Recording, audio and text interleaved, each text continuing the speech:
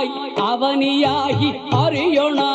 பொருளதாகி தொண்டர்கள் குருவுமாகி புகழறு தெய்வமாகி எண் திசை போற்ற நின்ற என்னருள்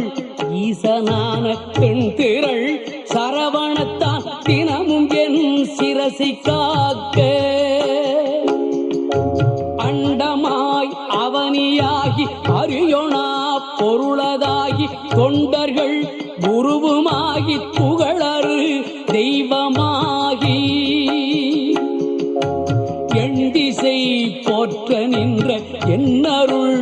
ஈசனான பெண் திரள் சரவணத்தால் தினமும் என் சிரசை காக்க